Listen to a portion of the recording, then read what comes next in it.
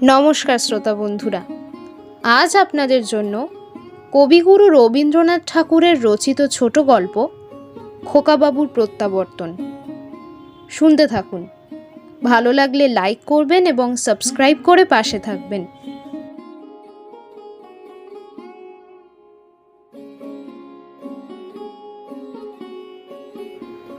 রাইচরণ যখন বাবুদের বাড়ি প্রথম চাকরি করিতে আসে তখন তাহার বয়স 12। যশোর জেলায় বাড়ি।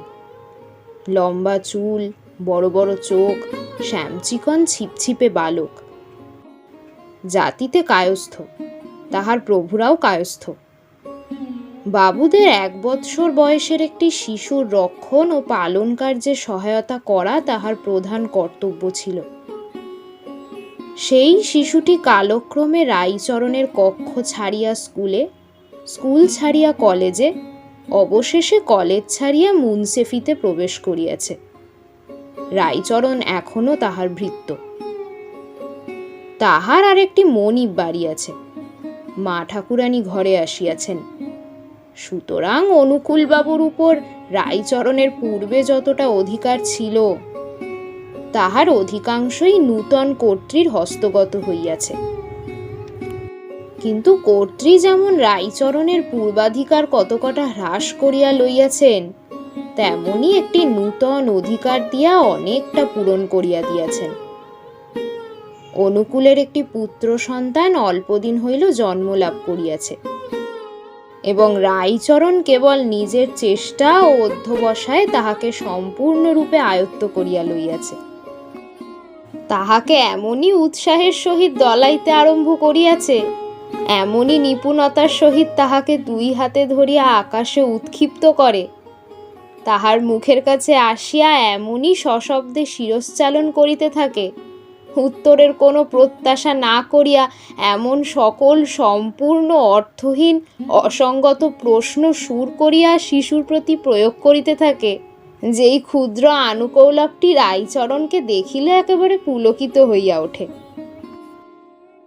অবশেষে ছেলেটি যখন হামাগুড়ি দিয়া অতি সাবধানে চৌকাঠ পার হইত এবং কেহ ধরিতে আসিলে খিলখিল হাস্যকলরব তুলিয়া দ্রুত বেগে নিরাপদ স্থানে লুকাইতে চেষ্টা করিত, তখন রাইচরণ তাহার অসাধারণ চাতুর্য ও বিচার শক্তি দেখিয়া চমৎকৃত হইয়া যাইত। মার কাছে গিয়া সগর্বে ও সবিস্ময়ে বলিত, মা, তোমার ছেলে বড় হলে জজ হবে, 5,000 টাকা রোজগার করবে।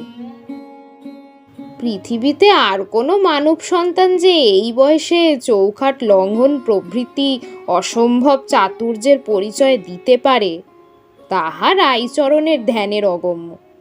কেবল ভবিষ্যৎ জজেদের পক্ষে কিছুই আশ্চর্য নহে। অবশেষে শিশু যখন টলমল করিয়া চলিতে আরম্ভ করিল, সে এক আশ্চর্য ব্যাপার। এবং যখন মাকে মা, পিসিকে পিসি এবং রাইচরণকে চন্ন বলিয়া সম্ভাষণ করিল, তখন রাইচরণ সেই প্রত্যায়িত সংবাদ যাহার তাহার কাছে ঘোষণা করিতে লাগিল। সবচেয়ে আশ্চর্যের বিষয় এই, মাকে মা বলে, পিসিকেও পিসি বলে, কিন্তু আমাকে বলে চন্ন। বাস্তবিক শিশুর মাথায় এ বুদ্ধি কি করিয়া জোগাইল বলা শক্ত। নিশ্চয়ই কোনো বয়স্ক লোক কখনোই এরূপ অলোক সামান্যতার পরিচয় দিত না, এবং দিলেও তাহার জজের পদপ্রাপ্তি সম্ভাবনা সম্বন্ধে সাধারণের সন্দেহ উপস্থিত হইত। কিছুদিন বাদে মুখে দড়ি দিয়া রাইচরণকে ঘোড়া সাজিতে হইল এবং মল্ল সাজিয়া তাহাকে শিশুর সহিত কুস্তি করিতে হইত। আবার পরাভূত হইয়া ভূমিতে পড়িয়া না গেলে বিষম বিপ্লব বাধিত। এই সময় অনুকূল পদ্মা তীরবর্তী এক জেলায় বদলি হইলেন। অনুকূল তাহার শিশুর জন্য কলিকাতা হইতে এক ঠেলাগাড়ি লইয়া গেলেন।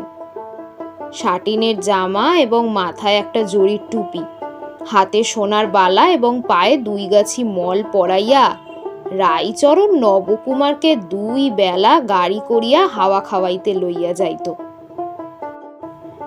বর্ষাকাল আসিল। ক্ষুদিত পদ্মা উদ্যান গ্রাম শস্যক্ষেত্রে এক এক গ্রাসে মুখে পুরিতে লাগিল। বালুকাচরের কাশবন এবং বনঝাউ জলে ডুবিয়া গেল। পাড় ভাঙার অবিশ্রাম ঝুপঝাপ শব্দ এবং জলের গর্জনে 10 দিক মুখরিত হইয়া উঠিল এবং দ্রুত বেগে ধাবমান ফেনোরাশি নদীর তীব্র গতিকে প্রত্যক্ষগোচর করিয়া তুলিল। অপরাহ্নে মেঘ করিয়াছিল, কিন্তু বৃষ্টির কোনো সম্ভাবনা ছিল না। রাইচরণের খামখেয়ালি ক্ষুদ্র প্রভু কিছুতেই ঘরে থাকিতে চাহিল না, গাড়ির উপর চড়িয়া বসিল। রাইচরণ ধীরে ধীরে গাড়ি ঠেলিয়া ধানক্ষেত্রের প্রান্তে নদীর তীরে আসিয়া উপস্থিত হইল। নদীতে একটিও নৌকা নাই, মাঠে একটিও লোক নাই। মেঘের ছিদ্র দিয়া দেখা গেল পরপারে জনহীন বালুকা তীরে শব্দহীন দীপ্ত সমারোহের সহিত সূর্যাস্তের আয়োজন হইতেছে। সেই নিস্তব্ধতার মধ্যে শিশু সহসা একদিকে অঙ্গুলি নির্দেশ করিয়া বলিল, চন্ন হু। অনতিদূরে সজল পঙ্কিল ভূমির উপর একটি বৃহৎ কদম্ব বৃক্ষের উচ্চ শাখায় গুটিকত কদম্ব ফুল ফুটিয়াছিল। সেই দিকে শিশুর লুব্ধ দৃষ্টি আকৃষ্ট হইয়াছিল। 2-4 দিন হইল রাইচরণ কাঠি দিয়া বিদ্ধ করিয়া তাহাকে কদম্ব ফুলের গাড়ি বানাইয়া দিয়াছিল। তাহাতে দড়ি বাঁধিয়া টানিতে এত আনন্দ বোধ হইয়াছিল যে সেদিন রাইচরণকে আর লাগাম পড়িতে হয় নাই। ঘোড়া হইতে সে একেবারেই সহিসের পদে উন্নীত হইয়াছিল। কাদা ভাঙিয়া ফুল তুলিতে যাইতে চন্নর প্রবৃত্তি হইল না। তাড়াতাড়ি বিপরীত দিকে অঙ্গুলি নির্দেশ করিয়া বলিল, দেখো দেখো, ওই দেখো পাখি, ওই উড়ে গেল গেল। আয় রে পাখি, আয় আয়। এইরূপ অবিশ্রান্ত বিচিত্র কলরব করিতে করিতে সবেগে গাড়ি ঠেলিতে লাগিল।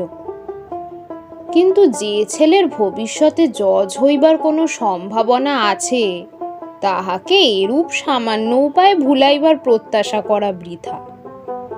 বিশেষত চারিদিকে দৃষ্টি আকর্ষণের উপযোগী কিছুই ছিল না এবং কাল্পনিক পাখি লইয়া অধিকক্ষণ কাজ চলে না।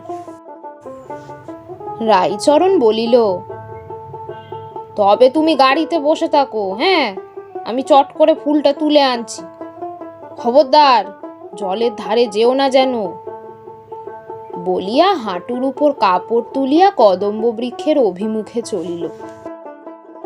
কিন্তু ওই যে জলের ধারে যাইতে নিষেধ করিয়া গেল।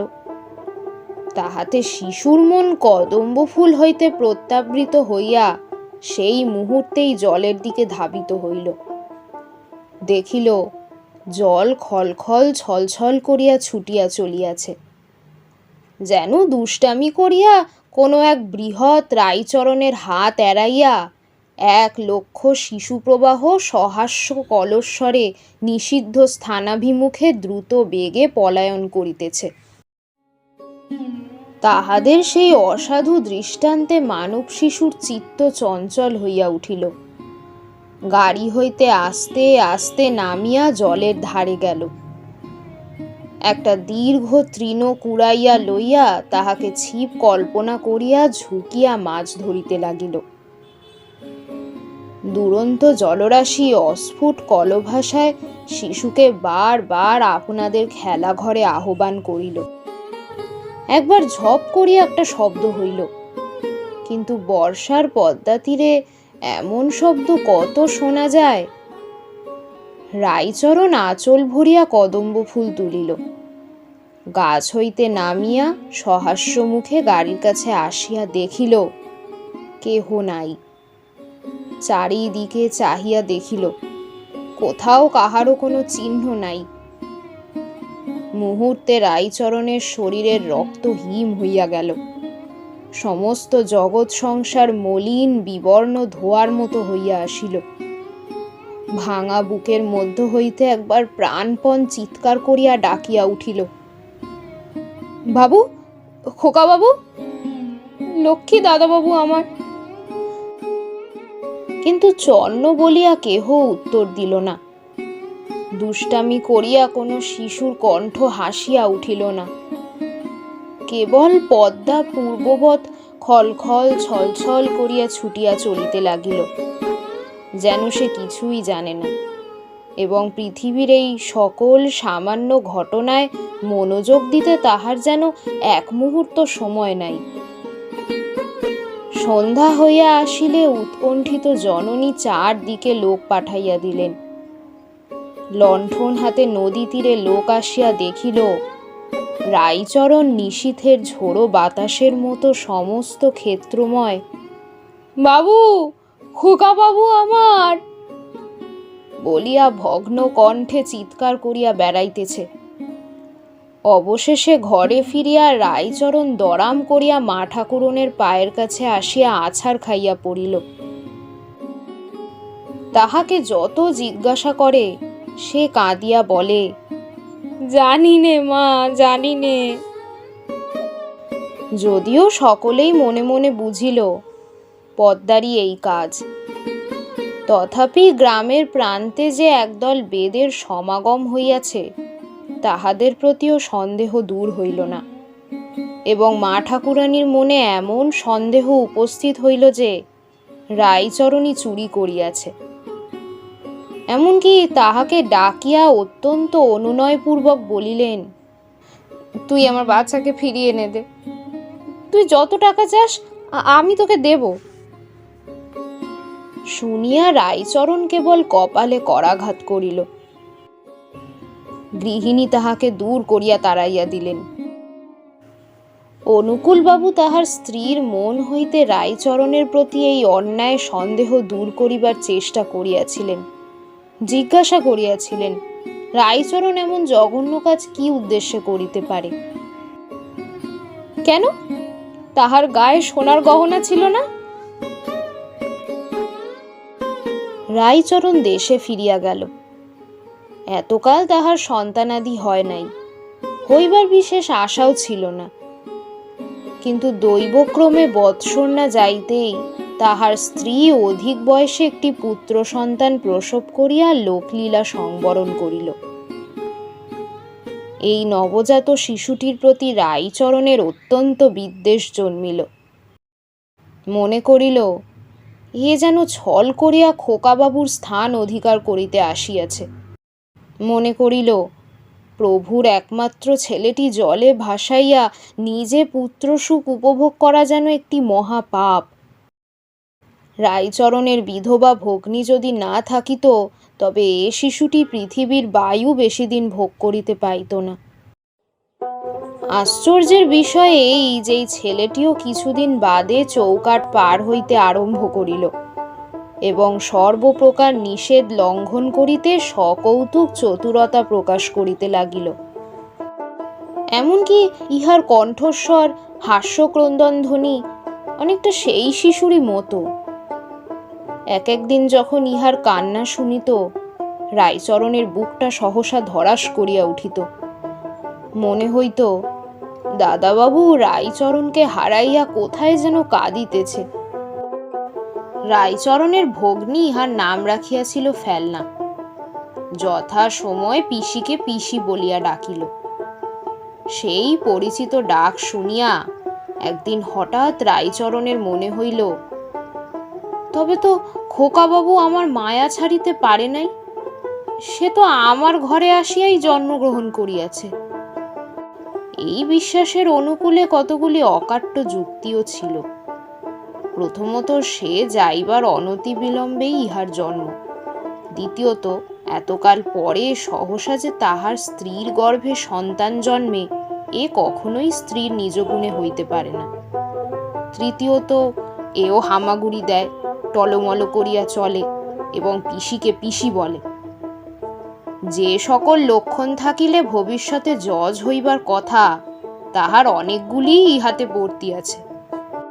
তখন মা ঠাকুরনের সেই দারুণ সন্দেহের কথা হঠাৎ মনে পড়িল। আশ্চর্য হইয়া মনে মনে কহিল, আহা, মায়ের মন জানিতে পারিয়াছিল তাহার ছেলেকে কে চুরি করিয়াছে। তখন এতদিন শিশুকে যে অযত্ন করিয়াছে সেজন্য বড় অনুতাপ উপস্থিত হইল।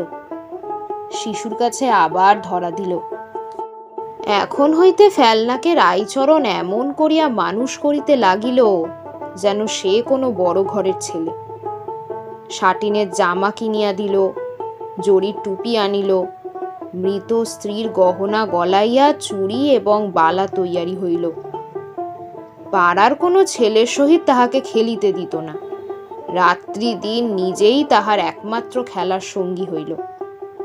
পাড়ার ছেলেরা সুযোগ পাইলে তাহাকে নবাব পুত্র বলিয়া উপহাস করিত, এবং দেশের লোক রাইচরণের এইরূপ উন্মত্তবৎ আচরণে আশ্চর্য হইয়া গেল। ফেলনার যখন বিদ্যাভ্যাসের বয়স হইল, তখন রাইচরণ নিজের জোতজমা সমস্ত বিক্রয় করিয়া ছেলেটিকে কলিকাতায় লইয়া গেল। সেখানে বহু কষ্টে একটি চাকরি জোগাড় করিয়া ফেলনাকে বিদ্যালয়ে পাঠাইল। নিজে যেমন তেমন করিয়া থাকিয়া ছেলেকে ভালো খাওয়া, ভালো পড়া এবং ভালো শিক্ষা দিতে ত্রুটি করিত না। মনে মনে বলিত, বৎস, ভালোবাসিয়া আমার ঘরে আসিয়াছ বলিয়া যে তোমার কোনো অযত্ন হইবে তাহা হইবে না কিন্তু। এমনই করিয়া 12 বৎসর কাটিয়া গেল। ছেলে পড়াশোনায় ভালো এবং দেখিতে শুনিতেও বেশ। হৃষ্টপুষ্ট, উজ্জ্বল শ্যামবর্ণ, কেশবেশ বিন্যাসের প্রতি বিশেষ দৃষ্টি, মেজাজ কিছু সুখী এবং শৌখিন, কিন্তু বাপকে ঠিক বাপের মতো মনে করিতে পারিত না। কারণ রাইচরণ স্নেহে বাপ এবং সেবায় ভৃত্য ছিল, এবং তাহার আরেকটিও দোষ ছিল, সে যে ফেলনার বাপ এ কথা সকলের কাছেই গোপন রাখিয়াছিল। যে ছাত্রনিবাসে ফেলনা বাস করিত সেখানকার ছাত্রগণ বাঙাল রাইচরণকে লইয়া সর্বদাই কৌতুক করিত, এবং পিতার অসাক্ষাতে ফেলনাও যে সেই কৌতুক আলাপে যোগ দিত না তাহা বলিতে পারি না। অথচ নিরীহ বৎসল স্বভাব রাইচরণকে সকল ছাত্রই বড় ভালোবাসিত, এবং ফেলনাও ভালোবাসিত।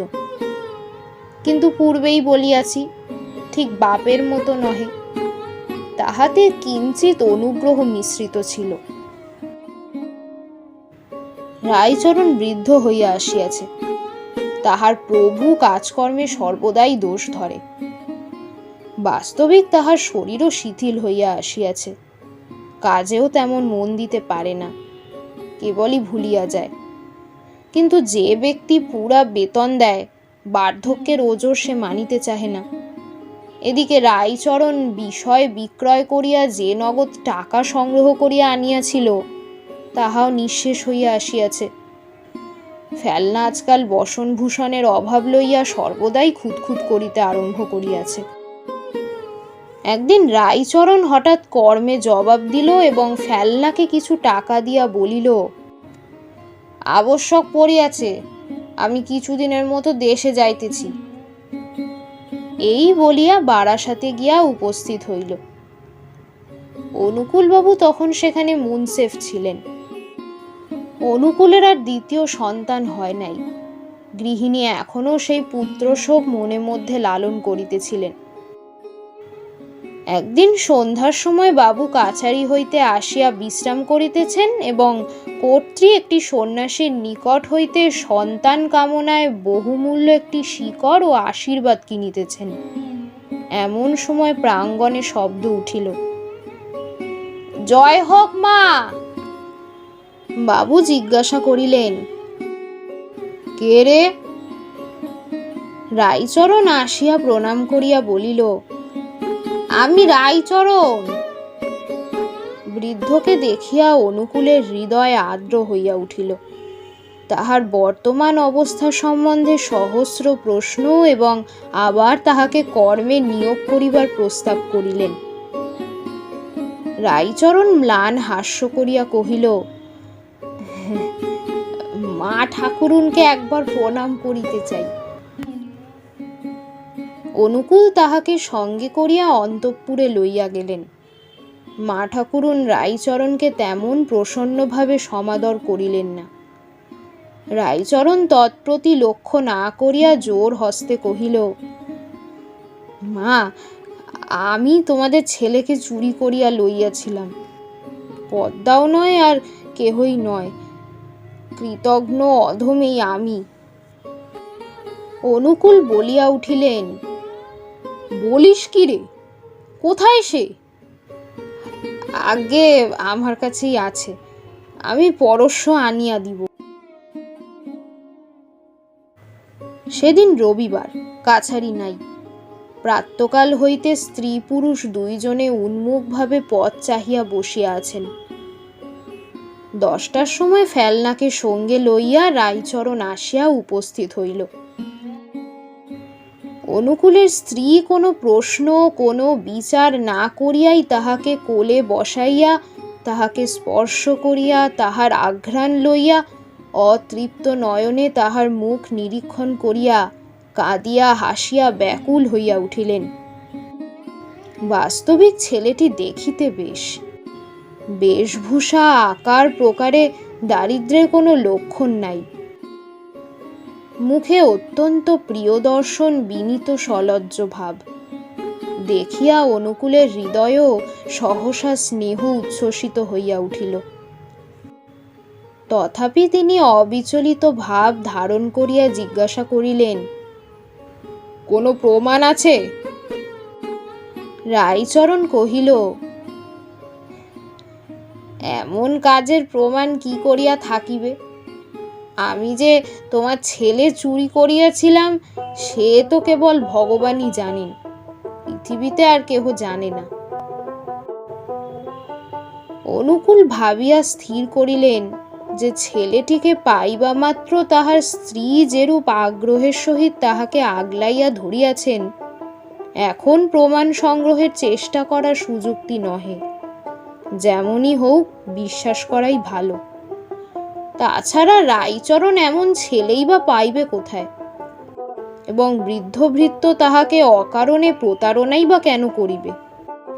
ছেলেটির সহিত কথোপকথন করিয়া জানিলেন যে সে শিশুকাল হইতে রাইচরণের সহিত আছে এবং রাইচরণকে সে পিতা বলিয়াই জানিত, কিন্তু রাইচরণ কখনো তাহার প্রতি পিতার ন্যায় ব্যবহার করে নাই। অনেকটা ভৃত্যের ভাব ছিল।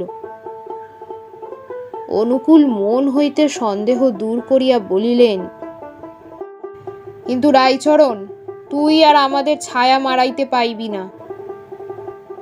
রাইচরণ করজোড়ে গদগদ কণ্ঠে বলিল, প্রভু, বৃদ্ধ বয়সে কোথায় যাইব? কর্ত্রী বলিলেন, আহা থাক, আমার বাছার কল্যাণ হোক, ওকে আমি মাফ করিলাম। ন্যায়পরায়ণ অনুকূল কহিলেন, যে কাজ করিয়াছে উহাকে মাফ করা যায় না। রাইচরণ অনুকূলের পা জড়াইয়া কহিল, আমি করি নাই, ঈশ্বর করিয়াছেন। নিজের পাপ ঈশ্বরের স্কন্ধে চাপাইবার চেষ্টা দেখিয়া অনুকূল আরো বিরক্ত হইয়া কহিলেন, যে এমন বিশ্বাসঘাতকতার কাজ করিয়াছে তাহাকে আর বিশ্বাস করা কর্তব্য নয়। রাইচরণ প্রভুর পা ছাড়িয়া কহিল, সে আমি নয় প্রভু। তবে কে? আমার অদৃষ্ট। কিন্তু এরূপ কৈফিয়তে কোনো শিক্ষিত লোকের সন্তোষ হইতে পারে না।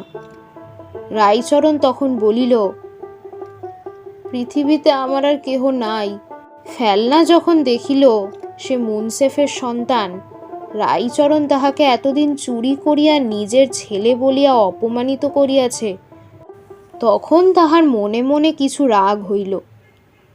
কিন্তু তথাপি উদারভাবে পিতাকে বলিল, বাবা, উহাকে মাপ করো। বাড়িতে থাকিতে না দাও, উহার মাসিক কিছু টাকা বরাদ্দ করিয়া দাও। ইহার পর রাইচরণ কোনো কথা না বলিয়া একবার শুধু পুত্রের মুখ নিরীক্ষণ করিল, সকলকে প্রণাম করিল। তাহার পর দ্বারের বাহির হইয়া পৃথিবীর অগণ্য লোকের মধ্যে কোথায় মিশিয়া গেল।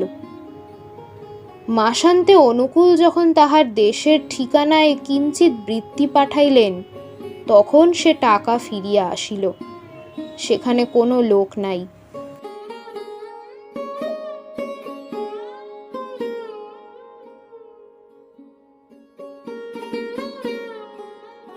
কেমন লাগলো আজকের গল্প? কমেন্ট বক্সে আপনার মূল্যবান মতামত জানাবেন।